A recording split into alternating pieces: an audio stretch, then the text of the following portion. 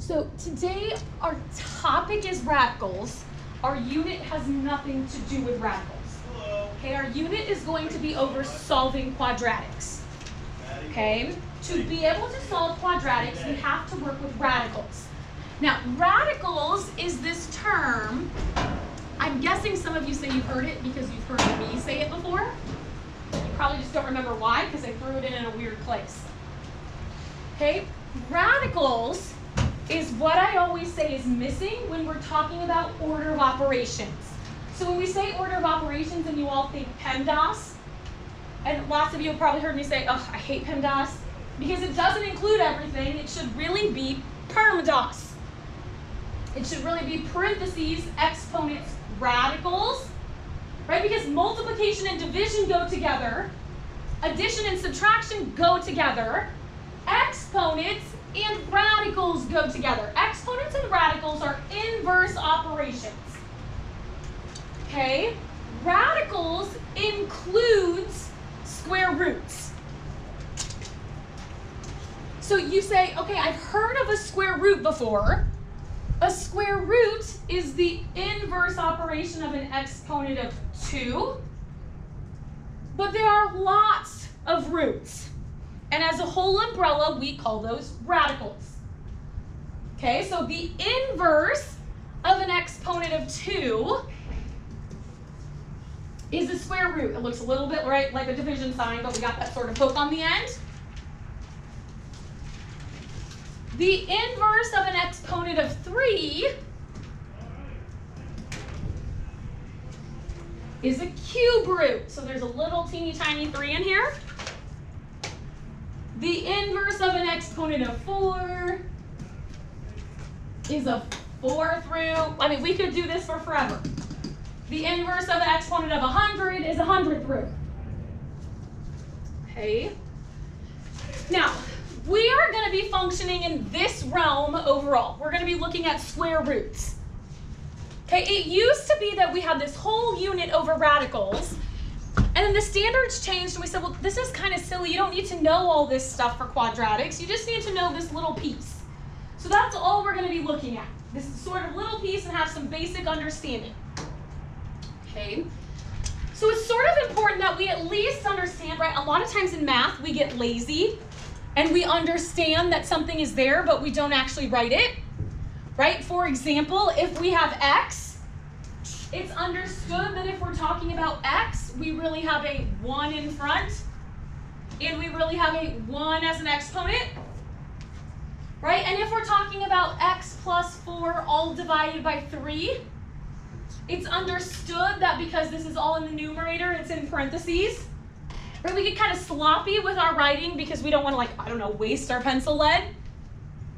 That same thing happens here. So this is a square root, but what's really happening is there's really a tiny 2 in there. We just don't write it. Okay?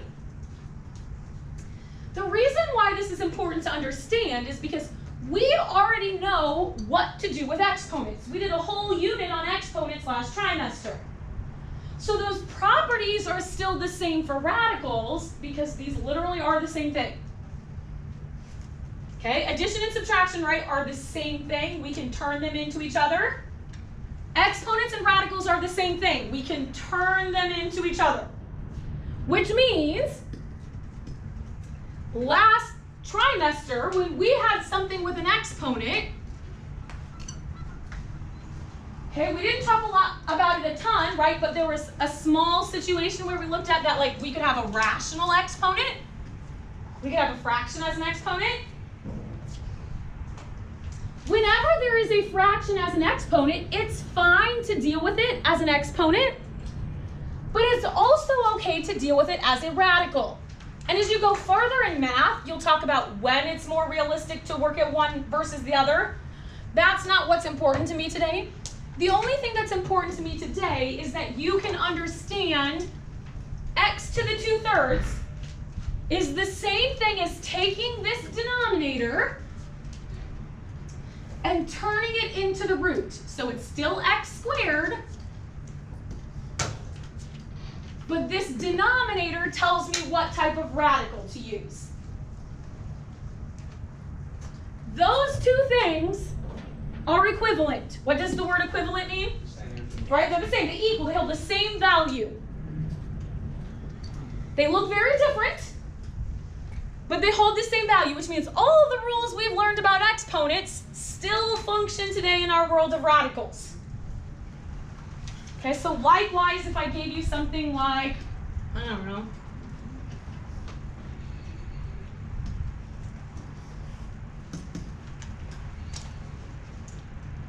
if we had y to the 5th square rooted, we could turn this into an exponent, okay, by saying y to the 5th, but instead of putting the radical, we turn it into a fraction. What number is going to be my denominator? 2. 2, because the square root really has a teeny tiny 2 there.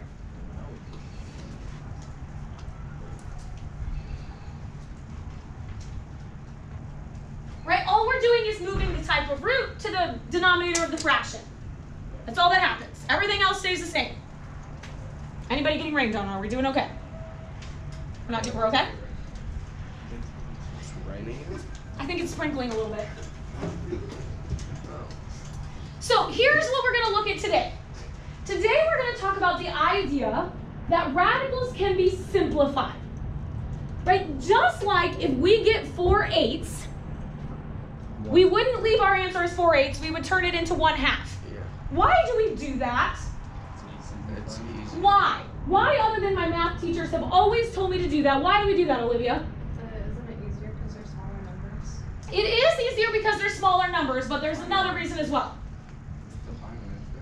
Well, what if Christian has 4/8, but Drew has 5/10?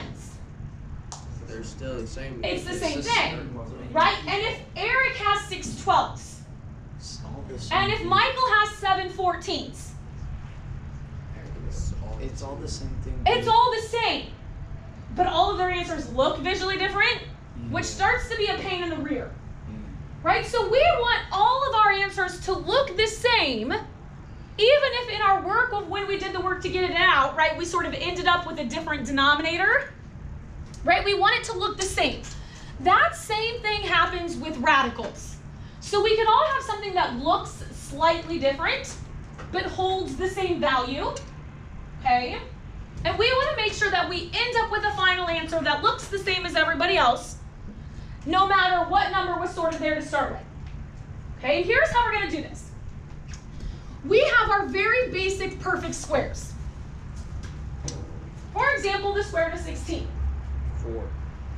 We should know at this moment in time that the square root of 16 is 4. 4. Why is the square root of 16 4? Because 4 times 4 is 16. Because 4 times 4 is 16. Okay, and we should know that we could pick up a calculator, and if we weren't sure, we could type in the square root of a number and get out 4. The problem is that if you remember way back when, one of the first couple days of the school year, we talked about rational numbers, and we talked about irrational numbers. Oh, Do you remember what an irrational number is, Eric? yes. What is it? Something that can be a fraction. That's rational. Wait, What's irrational? It can't be a fraction. It's like, It can't be a fraction. In fact, we can't write it down in decimal form at all because it goes on forever, and it never repeats, and it never ends. Wait, what other than pi is irrational? that one. Radicals. Okay, so perfect squares are nice and pretty, but if it's not a perfect square, it's irrational. Which means if we tried to write it in decimal form, we would be writing for the rest of our lives. We would never find a repeat, we would never find a pattern, it would never end. Okay, it's not like, okay, I wrote down 7 digits, but if I wrote down 1,000 digits, I'd eventually get to the end. Okay, you would be writing down an infinite number of digits. Till the day that you died, and someone who lived a minute longer would get more digits than you. Okay? You don't want me to give you a homework assignment that says, go write down the square root of 7 in decimal form. You can't do it. So instead, we get them in their simplest form. Okay, now here's what's really happening. For example, let's say we have the square root of 18. Well, happens is we want to remove any perfect square from that value. Okay, so I already see some of you reaching for your calculator. Your calculator will not help you. Okay? What we should know, but we probably don't, is all of our perfect squares. I mean, at least up until like 16, but we just don't memorize those anymore. Okay, we should know though, hopefully, that at least we know 9 is a perfect square. And 9 times 2 gives us 18. Can we at least agree with that statement? Okay, so now instead of saying the square root of 18, what if I say the square root of 9 times 2? Well, what is the square root of 9? 3. So all I'm left with inside that square root is 2. That's what's really happening. Here's the problem. What happens if I say simplify the square root of 4,562? Can we all think of the largest perfect square that will divide evenly into that? No. Heck, most of us don't even know our perfect squares past that. Okay, so we need a process that's going to help us find a perfect square without having to memorize our perfect squares. So for right now, we're going to pretend, just like when we were factoring out GCS, we're going to pretend that we don't see perfect squares so that I don't have to work with 4,556. Okay? We're going to work with the square root of 40. I agree, you probably see a perfect square of 4, but we're pretending. So pretend that we don't. Okay? If you want to simplify a radical, you are going to, 1, prime factor. Good news, we already know how to prime factor.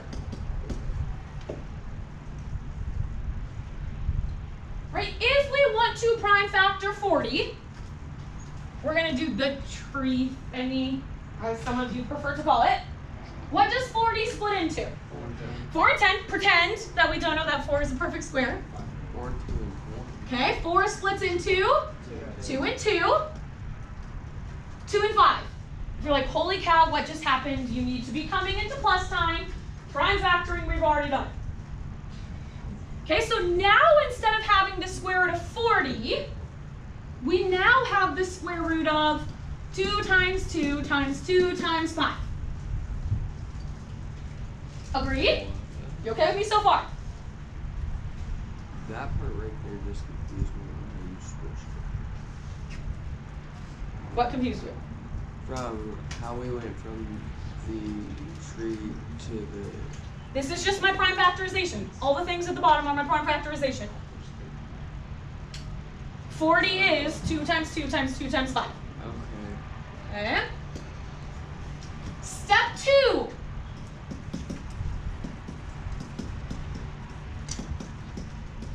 We are going to circle any pairs that we see. Now, I'm using pairs in parentheses because if this was a cube root, this process would work exactly the same. And I guarantee we don't have our cube roots memorized. Okay, but if it's a cube root, we would circle triples. If it was a 4th root, we would circle quadruples. Okay, if it was a 100th root, we'd look for 100 of them in common and we'd circle those. Okay, so what do we see a pair of up here? 2. 2. Can we also agree that a perfect square is a number times itself? So what I'm really circling is forcing a perfect square. Right? That's why I'm circling pairs. Okay, here's going to be my really fancy schmancy math terminology, okay?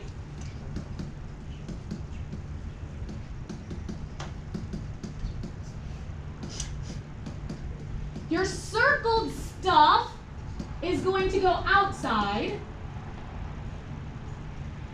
Your not circled, non-circled, not circled, I don't know. Your not circled stuff is going inside. We can talk about things like a radicand and things like that. Not really important at this point.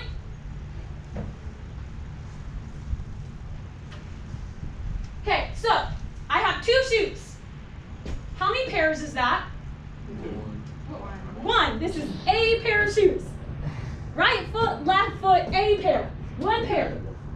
A pair counts one time.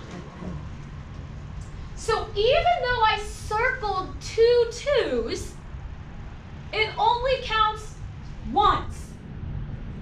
Because 2 times 2 is 4, and the square root of 4 is 2. Right? So this counts one time. So my 2 is coming out in front. And my 2 and my 5 are staying on the inside. It won't take you this long to do a problem when we have it figured out, I promise. And then you're going to multiply anything that's in the same location. So if you pull multiple things out in front, those get multiplied together. If you have multiple things left on the inside, those get multiplied together. So this is going to turn into 2 square root 10. Now, here is the good news. You can check this in your calculator. So if you don't already have your calculator, grab your calculator. I want to show you that you should be able to get these all correct and not miss anything on a test.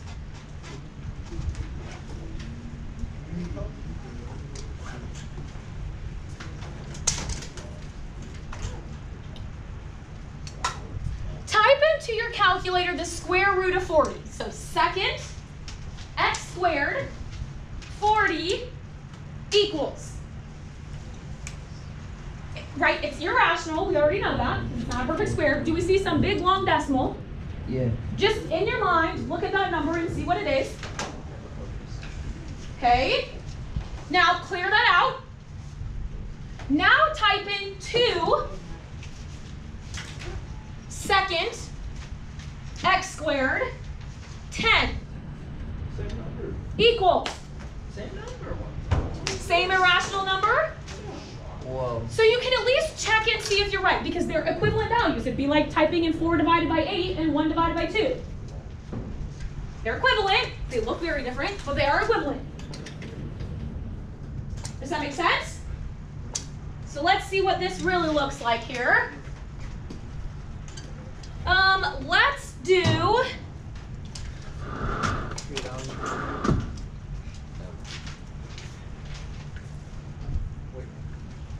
the square root of 540.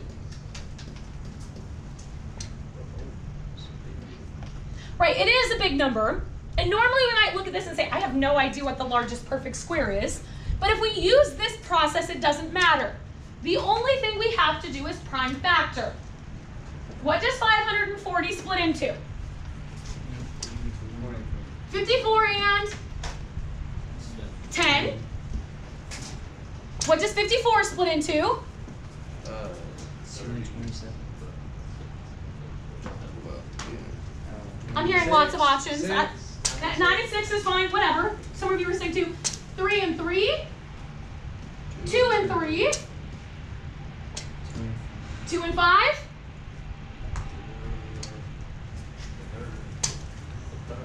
Oh, darn it. Okay, it's starting to rain in. So this prime factors into 2 times 2 times 3 times 3 times 3 times 5.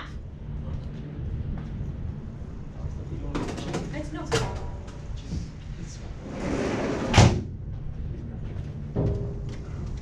Do we see any pairs? 3. We see a pair of 2s. We see a pair of 3s. Agreed? Doing okay so far? Where do we put the circled stuff? On the outside. On the outside. It counts one time. So 1 2 is coming outside. 1 3 is coming outside. A 3 and a 5 is staying inside. So it's gonna be 6 square. What do we do with stuff that's in the same location? Multiply them. Multiply them. So 2 times 3 is 6. 6. 3 times 5 is 15. 15. So we get 6 square root 15. That was easy. I made 6. Oh, wait a minute. Okay. We get a decimal. There you go. You shouldn't. Are we okay there? Would it? Well. Wait, how'd you get the 2s? Per Two. Like, I'm not sure what you're asking. Try again, Yusuf. huh? Say it again. I The don't. way you circled it. Yeah, where'd you get that from? 10 is 2 and 5. Did you miss this 2 and 5? No. 6 is 2 and 3. Oh, okay, never mind. I see it. Triggered. Are we okay on that? Now let's say we want to simplify.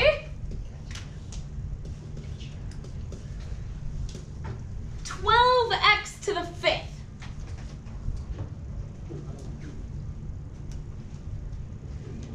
That comes up. Oh, yeah. Okay, so step 1 says to prime factor. So we have to do some recall of prime factor here. So let's prime factor 12. 12 is 2 times 6. 2, 3. How did we say we would prime factor x to the 5th? Put You the take out. X.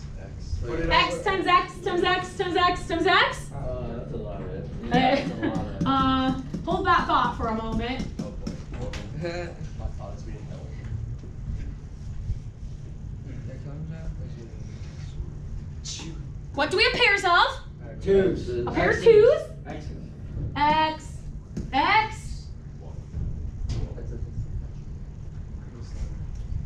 So it's gonna be 4x. So out in front, the pairs count once.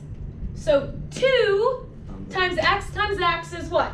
2 times x squared. 2x squared. What's left on the inside? 3x. 3x.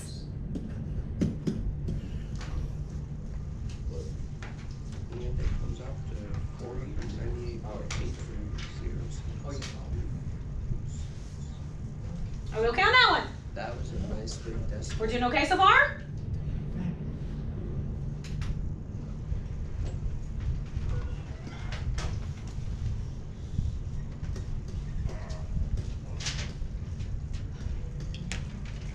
Oh, that's a 9.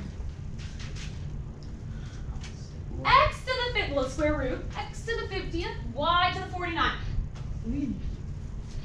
So technically, Okay, so prime factor. So who wants to write down x times x times x times x times x times x times x times x times x times x times x times x times x? Right, you'd be doing that for forever, and that's not even getting to your y's. Oh boy. Okay, so let's think in our brain. What math operation allows us to figure out how many pairs there are? Division. That is what dividing is. Right? I have 26 candy bars and there's 13 people. How many candy bars does each person get? Right? That is division. So we can take this exponent. It only works for exponents because exponents tells us how many there are. We can take the exponent and we can divide it by 2. So the x my students have no problem with. What is 50 divided by 2? 25. So that would be 25 pairs that come out in front. Here's where my students struggle a little bit more. They say, but Mrs. McKinney, I can't divide 49 by 2. Wait, yes, you can. Yes, it involves a fraction and or decimal. Here's another reason why I would say fractions are our friends. Because what is 49 divided by 2? 24 and 1/2. Because fractions are our friends. So how many pairs are there? 24. So 24 of them come out in front. Do you remember way back when you did long division and this meant a remainder of 1? yeah. Right? So there's 1 left over without a pair. Or, better yet, what if we thought about it this way? Y to the 1/2, y to the 24th, and then y to the 1/2. Didn't we just say earlier that we could turn a fraction into a radical? 1/2. Oh, isn't it amazing how math actually actually make sense and someone didn't just make up crazy rules. Okay, so our final answer here would be x to the 25th, y to the 24th, square root y.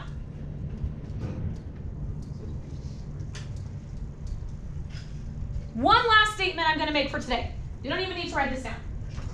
Pick up your calculator.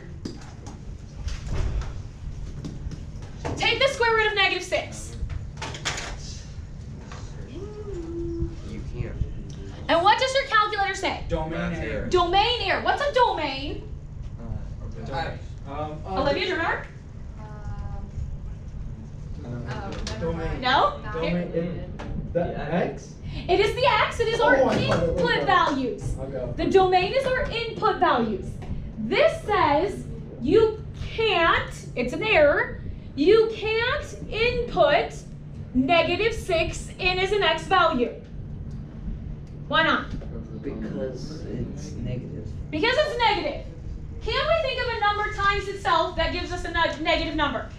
No. No. Because a negative times a negative. A negative times a negative is positive. So if we ever have a negative underneath the square root, from now until you get to a world where you learn about imaginary numbers, which isn't for a couple years, okay? If you get a negative underneath the square root, you are going to write down no real solution. This isn't no solution. There is a solution. The solution is just not in the real number set. Wait, what are imaginary? Imaginary numbers is I. It includes I as a number. And I represents the square root of -1. Oh, and there's like span and